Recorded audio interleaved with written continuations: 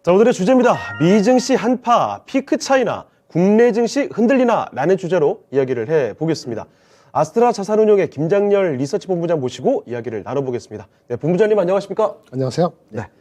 자, 일단은 오늘장 잠시 좀 흔들리나 싶더니 오후장은 그래도 상대적으로 잘 풀어가고 있습니다.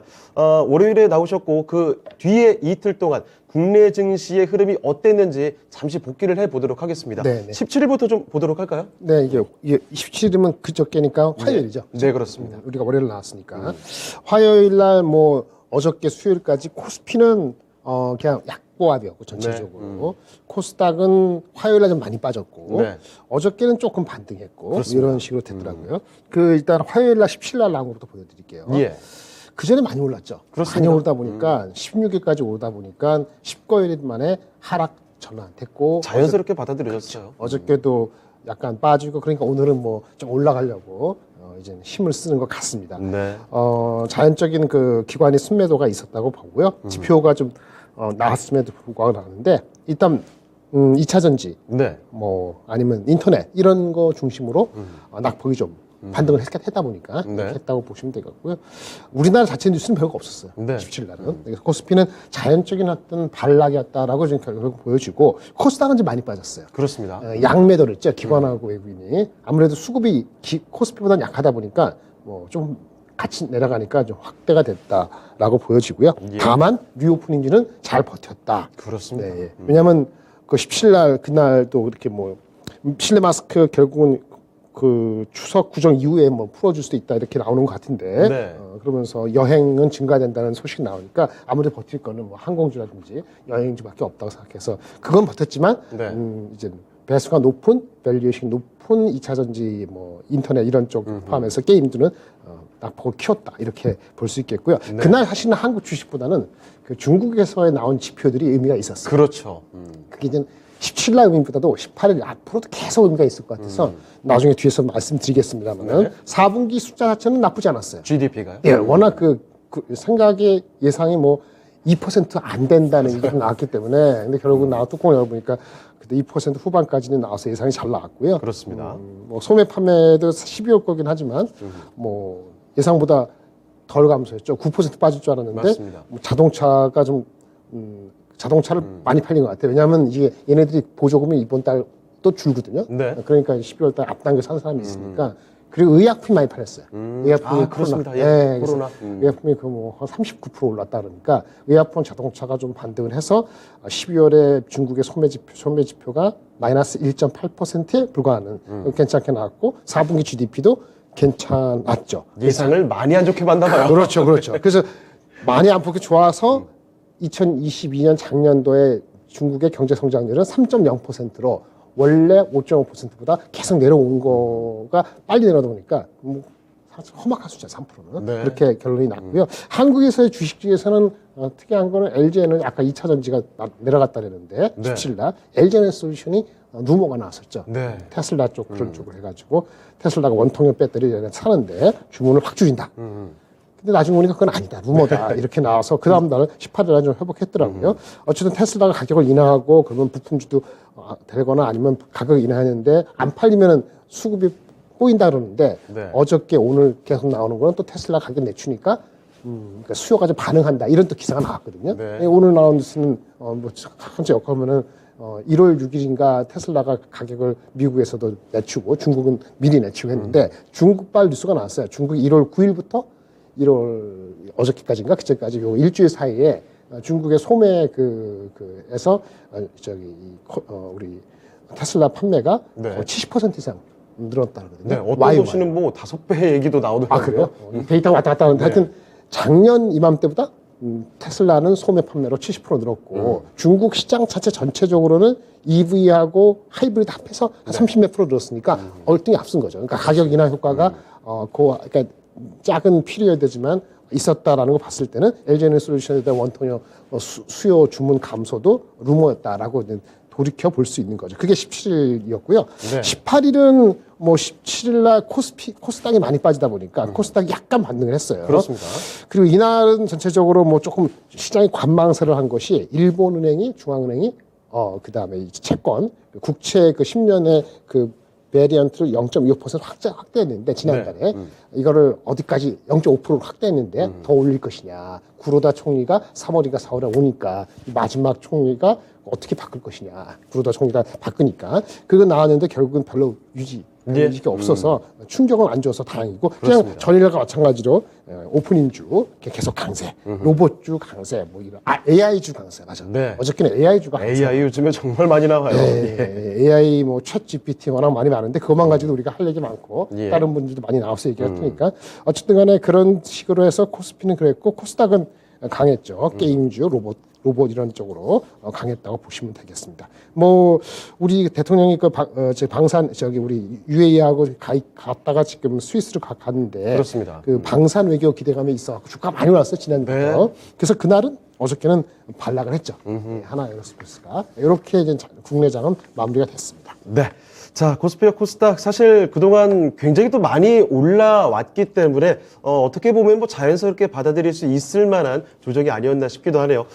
그 화요일장에서는 크게 좀 충격이 좀 나오기도 했다가 어제는 코스피와 코스닥 약간 좀 엇갈리는 흐름까지 나왔고 오늘자 그래도 힘을 내주고 있습니다. 그 와중에 특징적인 종목 LG에너지솔루션, 한화에어로스페이스 이쪽에서 좀 충격이 다소 나왔다는 점도 같이 전해드렸습니다.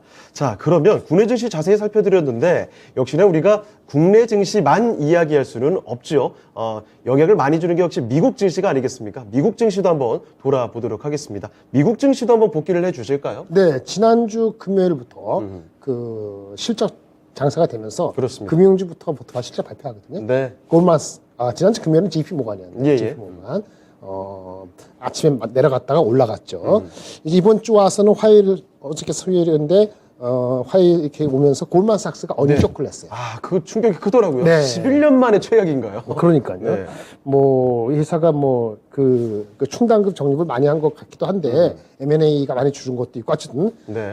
예상 EPS 대비해서 30% 이상, 40% 정도의 빠졌더라고요. 예상보다도. 네. 그러니까 전년 대비 빠진 70% 중요한 게 아니고 엄청난 건데 퀘스천은 너네 언제나 반등할 것 같아. 아하. 사람도 많이 줄인다는데 그 효과는 언제나 이런 예. 질문에 대해서 바로 투자가들이 뭐 어떤 좋은 신호를 받아들이지 못했던 것 같고 주가가 내리 빠져서 크게 빠졌습니다. 네, 내리 빠졌고요.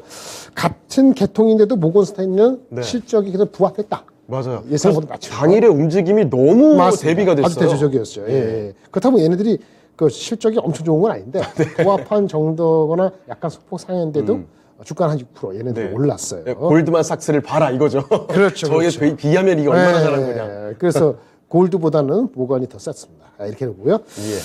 그리고 하여튼 아까 말씀드린 그 테슬라인데 테슬라가 테슬라. 가격을 낮추면서 1월달 전기 그거 때문에 급반등을 해서 네. 7%. 아니 사실 뭐 지금 굉장히 뭐 좋은 얘기 딱히 나오는 것 같진 않은데 네. 주가가 많이 싸졌다고 인식을 하나 보죠. 그렇죠. 예. 그렇죠. 그래서 이제 테슬라 이슈 때문에 우리 2차 전지도 왔다 갔다 하는데 제가 좀 이따 말씀을 드리겠습니다. 지표 가지고. 예. 그 논란의 기본적인 이유가 있는 걸 말씀을 드리고요. 미국에서 지표는 어저께 나온 거거든요. 네네. 오늘 새벽이죠. 소매 지표가 부진했어요. 맞아요. 이 PPI라고 생산자 물가 지수는 안 좋았는데 그거는 물가의 부담을 낮추는 거로 해석이 되다가 근데 12월 소매 지표가 확 빠지니까 경기 침체에 대한 얘기를 또 나왔고 그렇죠. 11월, 12월이면 사실 쇼핑도 많이 하고 그렇죠. 잘 팔려야 되는 시기인데. 맞아요. 그런데 이제 뭐 생각보다 근데 엄청 빠진 건 아닌데 네네. 하여튼 뭐 수치적으로는 마이너스 나니까 그거 나오고 좀 이따 여는 총재 두 분이 원래 매파인데 네. 두 분이 매파를 강조했어요. 그렇죠. 매파 중에 매파, 블라드. 맞아요. 예. 그 이분 성함이 BLOOD는 아닐 텐데 하여튼 블러드께서 맞다. 네. 블러드께서 또 나왔는데 예. 5% 넘어야 된다. 그러니까 당장에 일주일 뒤에 2월 1일 날 25bp가 컨센서스잖아요. 네. 한 7대나 7.3나 6.4 정도로 여전히 25bp, 그러니까 4.25 뭐 이렇게 4.5 정도로 해내는 건데 50bp가 적절하다. 자기는 그렇게 생각한다. 이렇게 얘기했고 사실 지금 다들 뭐 25P를 기대하고 예상하고 있는데도 네네네. 이분은 50BP로 그 이분대로 되면은 주가가 좀 조정받는 게 당연한 거죠. 충격을 좀 받겠죠. 네네. 그리고 또 여자분인데 어디지 까먹었는데 네. 세인트 어딘지 모르겠는데 그 여자분도 한 분이 계신데 지금 컨센서스가 5에서 5.25가 끝이라고 보는데 네. 이거보다 조금은 더 올라가는 것이 적당하다. 이 여자분의 컨센서스대로 하면은 2월 1일 날 우리 제임스 블라드처럼 예. 50bp 올리고 그리고 3월 달에 있고 4월 달 쉬고 5월 달에 있거든요. 3월, 5월 달에 각각 25 더하면은 한 번 더. 그러니까 5.25 플러스 5.5는 간다. 이 두 분은 이제 그런 컨센서스 쓴 거예요. 네. 그리고 이게 FOMC 미팅 때문에 혹시 여쭤보시는데 내년 지나면 또 FOMC 미팅이 언제 되는지 관심이 없을 정도로 시장이 안정화됐으면 좋겠습니다만은 네. FOMC는 하고 나면요. 그 45일 전에 열립니다. 그러니까 우리가 2월 1일 하잖아요. 45일 뒤가 언제예요? 3월 15일이에요. 네. 그리고 45일 뒤면 4월이 없죠. 그래서 5월에 하는 거예요. 그러니까 왜 갑자기 이렇게 징검다리가 아니고 45일마다 열린다. 그래서 2월 1일인 겁니다. 이렇게 말씀드릴 수 있겠습니다. 네. 자, 미국 증시 잠시 돌아봤습니다. 최근 들어서는 뭐 금융주 관련된 이야기들이 굉장히 많이 나오는데 실적을 주목을 했었죠. 상당히 좀 엇갈렸습니다.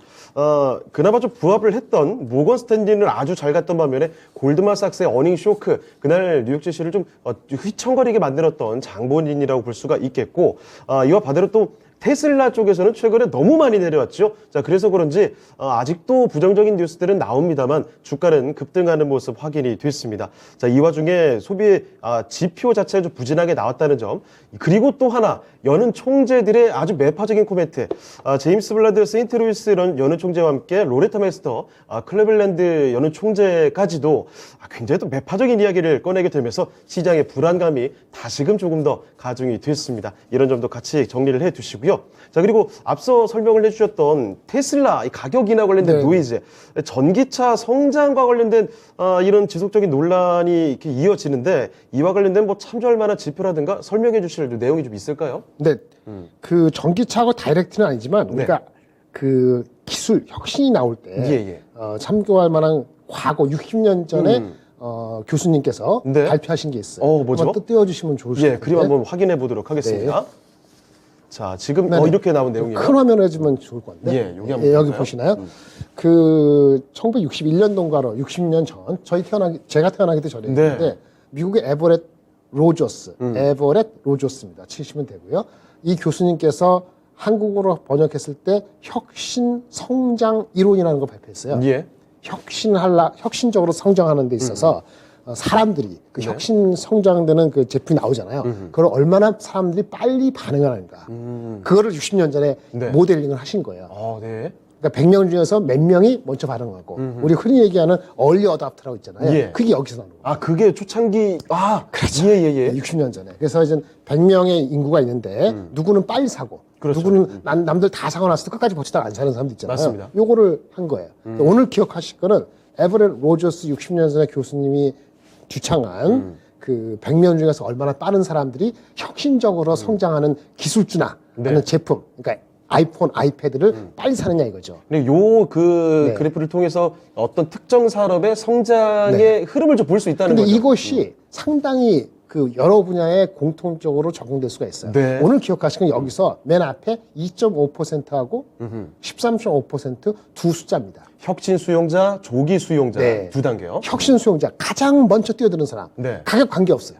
남들은 자랑하고 싶기도 하고 그냥 그 제품에 대해서 빠져들어서 신제품이면 그냥 무조건 사는 신상에 열광하는 이런 분들이 여기에 해당되는데 영어로는 이노베이터죠. 말 그대로 오죠. 한국 번역인데 100명 중에서 2.5명은 그렇게 들어온다 이거죠. 그렇죠. 만약에 어떤 프로덕트나 기술이 혁신적이라고 보여주려면은 100명에서 2.5명 정도의 사람들이 빨리 이것을 채용하면은 그거는 미래가 보이는 거예요. 그래서 여기 중요한 건 애플의 신제품이건 테슬라의 전기차가 나올 때 한 1, 2년 내로 그 제품에 대한 혁신 수용자가 2.5명을 돌파하는 순간 수요가 생기는 거죠.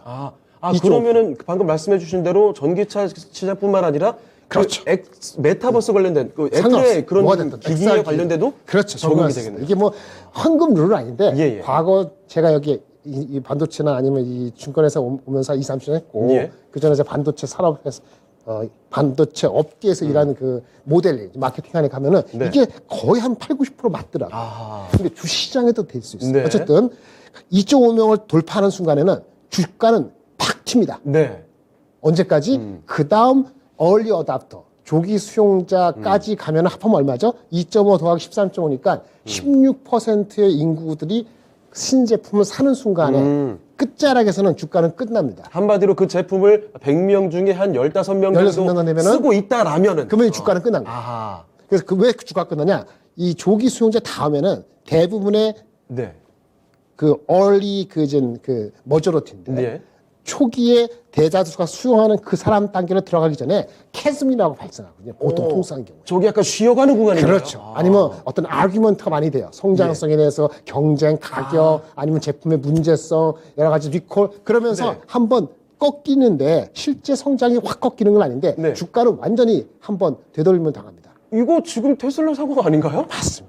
예. 근데 다른 것도 그랬어요. 그래서 네. 아. 우리가 지금 왜 테슬라가 이슈가 되느냐? 예. 테슬라가 중심으로 해서 전기차가 전 세계 자동차 중에서 요 트렌드 네. 1%, 2%, 6%, 10% 이렇게 올라갈 때 주가가 어떻게 되는지 말로 설명해 드릴게요. 네. 2019년에 전 세계에서 전기차의 보급률은 1.8%였습니다. 1.8. 네. 우리 코로나 있기 전에 그 당시 테슬라 주가가 10불에서 20불이었어요. 그래서 20불.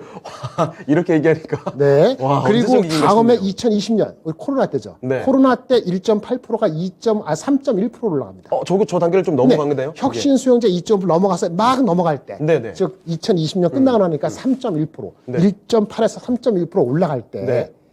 테슬라 주가는 2020년 예. 중반 정도 됐을 때 주가가 올라가서 50불 이렇게 갑자기 치솟아 올라가고 몇 배가 주가가 뛰는 그렇죠. 거죠, 그리고 2020년 가을 될 때는 100불. 지금 비슷하게 가고 네.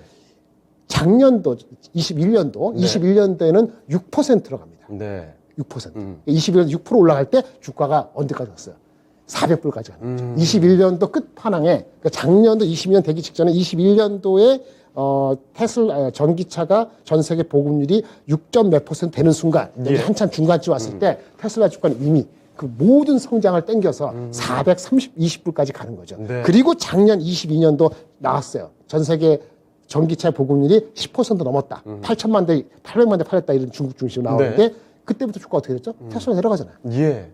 그러니까 이 중간쯤 왔을 때 이미 아규먼트가 생기는 거예요. 슬슬 캐짐으로 가고 있는 네, 거군요. 10% 침투율 되면 아규먼트가 되는데 특히나 작년 연말 하반기 또는 이렇게 됐을 때는 금리 인상이라는 거까지 가해지니까 그렇죠, 예. 그걸 더 가속화시켜서 우리의 침투율이라는 게 혁신 수용자 이노베이트 다음에 얼리 어답터 중간쯤 갔을 때는 이미 주가는 아규먼트가 되는 거죠. 예. 아까 금리 외부적인 환경, 그 다음에 경쟁이 되고 리콜 사태 나가면 주가가 더 빨리 빠지는 거예요. 마찬가지로 우리가 XR 기기라고 해서 애플이 네. 나온다고 하는데 좀 미뤄졌다 그러잖아요. 미뤄졌다고 나오잖아요. 빨리 나오면 좋겠는데. 야, 그러니까요. 그럼 XR 기기도 비슷하게 볼 수 있어요. XR 기기가 뭐의 대용품이냐? 우리 스마트폰 중에서 하이엔드예요. 예. 스마트폰 시장이 전 세계 한 12억 개 되거든요. 하이엔드 폰이 한 3, 4억 개 됩니다. 네. 3, 4억 개 중에서 얼마죠? 10%? 네. 2%하면 10%면 3천만 개잖아요. 네네. 그렇죠?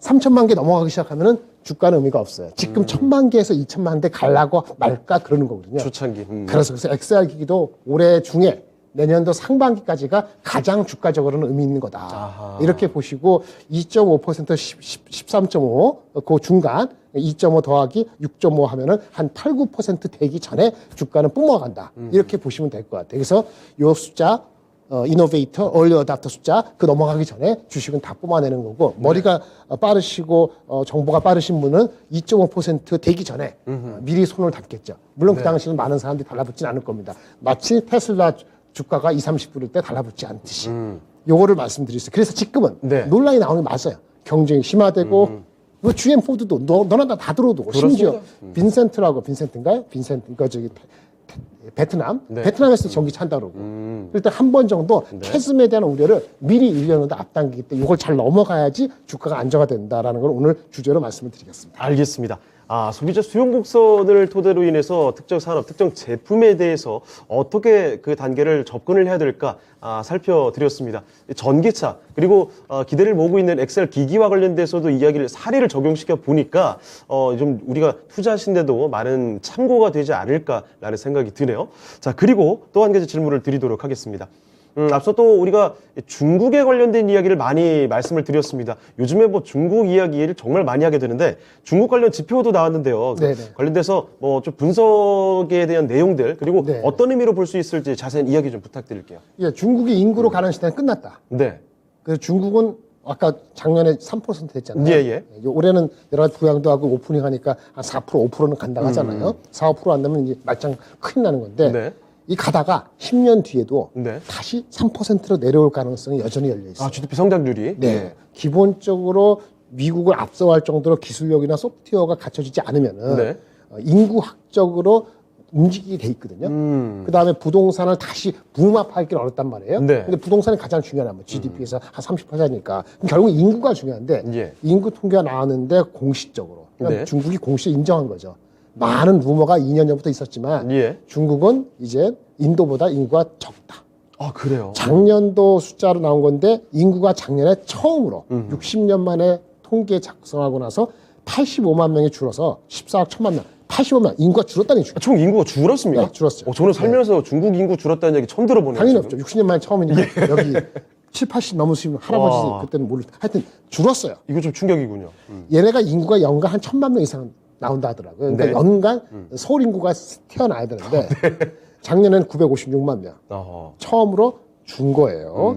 근데 코로나로 사망자가 좀 는 것도 영향이 있지 않을까 생각이 들지만 예. 왜냐면 지난 그 12월부터 1월까지 최근에 그 오프닝 하고 나서 그 코로나 때문에 돌아가신 분이 있을 거라는 중국은 그렇죠. 6만 명밖에 안 들어가셨어요. 이렇게 그 직접적인 걸 하는데 공식적으로는? 그렇죠. 근데 영국의 어떤 조사 기관이 나름대로 통계적으로 보니까 10배, 60만 명은 한 달 동안 돌아가신 거예요. 아, 그러니까 지금 80만 명 이렇게 하면은 아직 안 들어가시면은 올해는 인구가 더 줄 수도 있는 거잖아요. 네. 그러니까 어떻게 되겠어요? 붐업을 제대로 하려는데 쉽지가 않은 거죠, 경제적으로. 그렇죠. 그래서 중국을 투자하실 때 이른바 그 인구발로 일어나는 건 쉽지 않다. 최근에 한 4, 5년 전에 여러 가지 인구를 풀어줬지만 정책이 예. 사람들이 앞으로 15년 뒤에 그 사람들이 다시 태어나고 하려면 한 10년, 15년간의 인구적인 의미가 없는 거예요. 그래서 이거는 그럼 중국이 어떻게 할 것이냐? 뻔한 네. 거죠. 대한민국과 똑같이. 고민거리는 내수를 진작하는데 인구 중심으로 안 되는 거니까 인구가 많을 때는 공기업만 하고 펌프질만 하면 되는데 공기업, 펌프질 이게 안 된단 말이에요. 네. 현실적으로 효율적이 떨어지니까 당연히 민간을 활성화하기 위해서 민간 규제를 더 낮춰야 되고 로봇 자동화를 더 가속화하는 것이 아하. 명약 관화하다 중국도 이렇게 예. 인플리케이션을 볼 수 있을 것 같습니다. 네, 알겠습니다.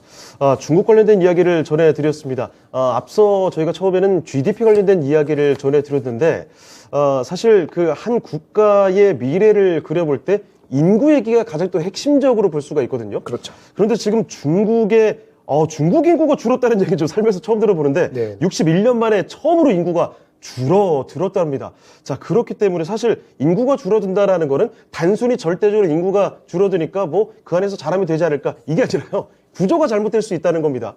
태어나는 사람들보다 사망자가 늘어난다는 얘기, 인구 구조가 바뀌면서 국가 자체가 잠재 성장률도 그렇고 부담을 많이 느끼게 될 테죠. 자, 그래서 중국에서는 애써 지금 내수 활성화 방안을 추진을 할 수밖에 없을 텐데 그렇게 된다면 로봇 또 자동화 이쪽이 가속화될 수밖에 없다라는 결론도 하나쯤 도출해 볼 수 있을 것 같네요. 자, 중국에 대한 자세한 이야기를 전해드렸고요. 자, 그리고 또 한 가지 이야기를 해보도록 하겠습니다. 이 밖에 뉴스를 좀 체크해 봐야 될 게 미국에서 그 국가부채 상한선? 네네. 이거 가지고 좀 싸움이 있습니까? 지난 주말에 예. 미국의 앨런 재무장관이 네. 의회한테 편지를 보냈는지 이런 식으로 한 건데 오늘이죠. 미국 시간은 오늘 밤이니 오늘 19일이니까 얘네들은 매년 그 국가 부채를 연말에 12월인가 10월인가 연장 보통 하거든요. 부채가 계속 늘어나니까. 근데 지금 작년에 늘어난 거 31조 38조 달러를 하는데 이게 거의 목에 쳤답니다. 그래서 네. 이런 쪽으로 오늘 내일 하는 것 같아요. 아하. 그러니까 경고를 준 거죠. 요거 계속 너무 많이 차면 또 이게 디폴트 되는 거잖아요. 그렇죠. 근데 결론적으로 말씀드리면 이런 그 연방 부채가 한도에 차가지고 뭐 공화당 민주당이 협의를 하는 과정에 알력이 있고 그 다음에 뭐 또 여러 가지 그 조치라는 게 가동할 수 있는 기금 같은 걸 지불할 걸 유예하고 뭐 이런 식으로 반복을 쳐가지고 넘어간 것이 네. 지난 2008년부터 6차례 있었대요. 여러 번 있었군요. 예, 그래서 문제가 된 적이 없었어요. 네. 이론적으로 뭐 디폴트가 나거나 무슨 그런 적이 정말 없었어요. 최악의 변수까지는 나온 적은 없었다. 네네. 그런데도 불구하고 이번에 한번 또 사람들이 하는 거는 여러 가지 조치를 하면은 그 한 6월 초까지 네. 버틸 수는 있다 하더라고요. 그럼 그게 뭐냐면 6월 초 이전에 예. 협의를 가라는 얘기란 말이에요. 민주당, 공화당. 그렇죠. 공화당이 그 하원을 차지하고 있죠. 근데 공화당이 민주당에 좋지 않죠. 비용 추리를 하니까. 예, 그렇습니다. 이게 터프할 거라 이렇게 나오는 거거든요. 그리고 예전에 그 바이든이 부통령, 그러니까 이제 오바마가 대통령 있을 때 2011년이죠. 이제 그 금융위기를 막 벗어나고 직후였는데 그때 2011년에도 저 기억나는데 그 연방 부채 한도 이슈가 꽤 컸어요. 네. 결국은 합의가 됐습니다. 합의가 됐는데 그거랑 관계없이 신용 평가에서 네. 미국의 신용 등급을 한 단계 트리플 A에서 네. 더블 A 플러스로 한 단계 낮췄어요. 아, 그러면은, 그게 예. 그 2차 세계대전 이게 처음이에요. 아, 그렇군요. 그 2차 세계대전 이후 처음이라고 하니까 그게 2011 굉장히 년에 크게 와닿네요. 11년, 그러니까 한 60 몇 년 만에 처음으로 예. 2011년에 그런 일이 있었던 거예요. 근데 주가 좀 금융이 흔들렸거든요. 네. 잠시. 그런 기억이 있기 때문에 이번에도 혹시 협의나 합의가 제대로 안 이어지거나 네. 일어나더라도 막바지까지 되면은 그러면 2011년에 그때 기억이 그렇죠. 되살아나면서 만약에 혹시라도 금리를 또 가을에 올려야 되는 시기가 만약에 엄습한다면은 네. 그러면 신용평가라든지 그런 여러 가지 객관적으로 보는 사람들은 어떤 조치를 취할 수도 있지 않을까라는 예. 생각을 할 수도 있다는 거를 리마인드 시키기 위해서 투자 기사들이 나왔고 네. 지금 당장 아니더라도 이게 3월, 4월 달에는 어텐션을 할 필요가 있다. 그 전까지는 리오프닝이 중요하고 예. 2분기 들어갈 쯤에는 이게 잘 되고 있는가 보실 필요가 있다. 이런 정도 말씀드릴 수 있을 것 같습니다. 알겠습니다. 우리가 그 단발적으로 끝나는 뉴스가 있고요. 그리고 계속해서 어떤 결과를 가지고 오는지 쫓아야 될 뉴스가 또 따로 있습니다. 지금 바로 우리가 계속 앞으로 쫓아서 봐야 될 뉴스라는 점을 말씀을 드릴게요. 국가부채 상한선과 관련해서 미국의 공화당 민주당의 그 이런 정치권의 싸움이라고 해야 될까요? 이런 것들이 계속 잡음이 불거지게 되면 당연히 2011년대도 사례를 말씀드렸죠. 미국의 신용등급이 강등됐던 기억이 있습니다.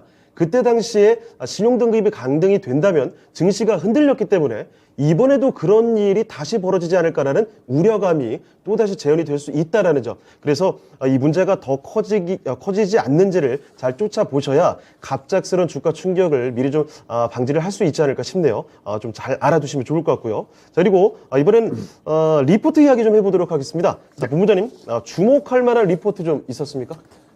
예. 일단은 삼성전자가 잘 버티니까 네. 한국장에는 좀 큰 경쟁이 얘기고 하이닉스 약간 빨랐고요. 어쨌든 잘 버티는데 삼성전자가 결국은 인위적이지 않더라도 자연적인 법 조정 어쩌고저쩌고 하면서 요즘 재산에 감산 아닌 감산이 실질일 수밖에 없다. 일어나고 안 일어나도 2분기 일어난다. 이런 식으로 몰아가고 있잖아요. 네. 삼성전자 입을 30일 날 확인해야 되겠습니다만은 어쨌든 그런 분위기 하에서 그러면 밑에 있는 여러 가지 업체들이 제가 말씀 한번 드린 것 같은데 우리 흔히 얘기하는 DDR5를 잠깐 말씀드릴게요. 예. 이것이 아까 말씀드린 이노베이터, early adopter 숫자 기억나십니까? 네. 2.5%, 13.5%. 그거 지날 때는 어떻게 된다 그랬죠? 관련된 주식? 팔아야 돼. 팔아야 된다. 그렇게 전환될 때. 2.5에서 13.5 이렇게 넘어가고 네네. 한참 가면 어떻게 돼요? 숫자가 나올 때는 그때 팔아야 된다 그랬잖아요. 네네네. 이제 그런 얘기예요.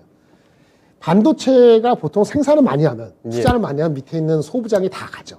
근데 지금 삼성전자 하이닉스가 투자를 많이 하는 거 아니죠. 그렇습니다. 그러니까 이게 수치적으로는 작년보다 올해가 이렇게 올라가는 회사는 많지는 않을 거예요. 베스트 해봤자 작년 대비 한 10% 네. 성장하거나 그냥 성장을 안 하는데 지지부진 정도. 네, 근데 주가 미리 빠졌기 때문에 네네. 올 하반기로 갈수록 올라가지 않을까 이 정도로 본단 말이에요. 근데 기술적으로 바뀌는 게 하나 있는 게 우리 흔히 얘기하는 반도체 D램에서의 구조적인 변화라. 영어로는 아키텍처 체인지인데 DDR5를 많이 얘기 들으셨을 거예요.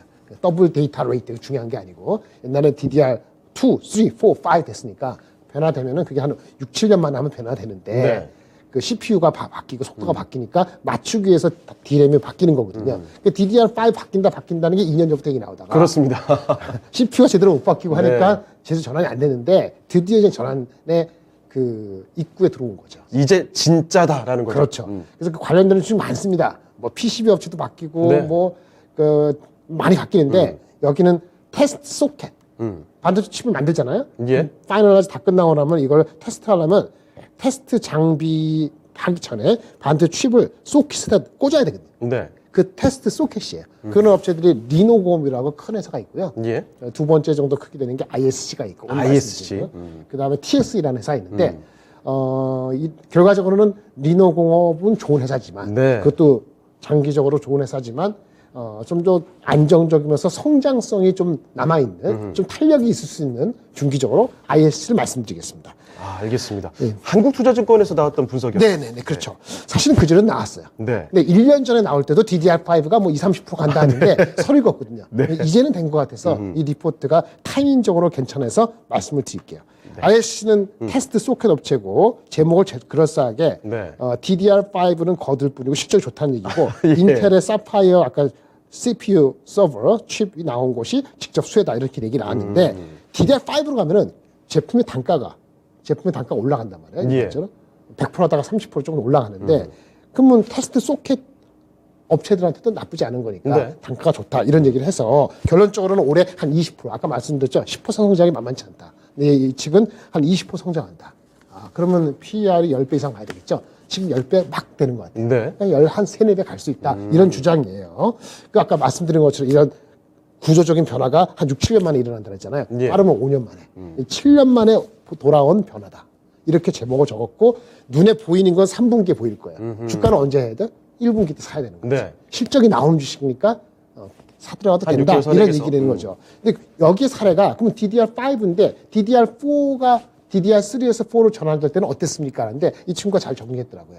7년 전에 네. 2014년, 8년, 14년에서 17, 15년 요 1년 사이에 DDR3에서 4로 침투율이 바뀔 때 아까 예. 마찬가지로 얼리 어답터가 있을 것이고 이노베이터가 있을 것입니까? 그 침투율이 제로에서 네. 20%까지 아까 2.5 더하기 13.5 하면은 16% 되는 거잖아요. 네. 그런 구간은 올라갔을 때 주가가 2.8배 올랐다. 이것을 굉장히 기억하라. 라고 정확히 짚었어요. 물론 그 당시 15년도하고 지금하고 매크로 상황이 다르고 네네. 삼성하이닉스에 그런 게 있기 때문에 똑같이 2.7배 오른 건 아니겠지만 어쨌든 지금 입장에서는 그런 것이 반영되기 전이니까 긍정적으로 보가 더 괜찮지 않겠냐 이런 얘기를 한 거죠. 한번 읽어보시기 바랍니다. 알겠습니다. 자, 그리고 마지막으로 이 모의 투자 포트폴리오 요거 좀 간단히 소개를 네, 해주실까요? 설명 글 수는 없으니까 예. 제가 말씀드리고 제가 일주일에 한 2번 정도 네. 김장렬의 요것만이라는 그 채널을 통해서 보니까 자세한 건 그때 보시기 바라고요. 시가총액 큰 거부터 쭉 네. 말씀드리면 대한항공 모두 투어 이거는 이제 오프닝 주식이죠. 예, 그렇죠. 비즈니스 온이라고 전자세금 계산서인데 M&A로 성장을 하는 예. 알짜배기가 있습니다.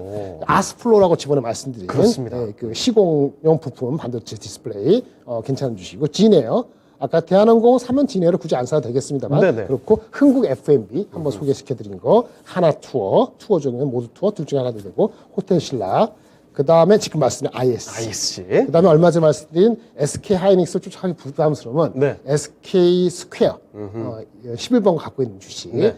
이제 넷 에셋 밸류 지주회사로서 가격이 많이 싸기 때문에 중기적으로 본다면 괜찮다. 더 많은 회사가 있긴 한데요. 시가총액 1,000억 이하는 말씀을 드리지 않겠고요. 지금 말씀드린 종목은 제가 소속되는 아스트라 자산운용과는 전혀 관계가 없습니다. 예. 김장렬의 개인적인 의견을 분명히 밝혀드리겠습니다. 알겠습니다. 자, 그러면 오늘 도움 말씀 주신 아스트라 자산운용 김장렬 본부장 여기서 인사드리겠습니다. 네, 본부장님 오늘 말씀 고맙습니다. 네, 감사합니다. 자, 오늘 이렇게 지난 며칠간을 다시 한번 돌아보면서 소중한 또 뉴스들, 리포트들까지 꼼꼼하게 정리를 해봤습니다. 투자하시는데 많은 도움이 되셨길 바랍니다. 자, 이렇게 저희가 투자 판단에 도움이 될 만한 여러 가지 정보들을 전해드렸습니다만 특정 종목의 상승이나 하락을 보장하지 않습니다. 이 점 명심해 주시고요. 저희는 내일 이 시간에 다시 뵙도록 하겠습니다. 시청해주신 여러분 고맙습니다.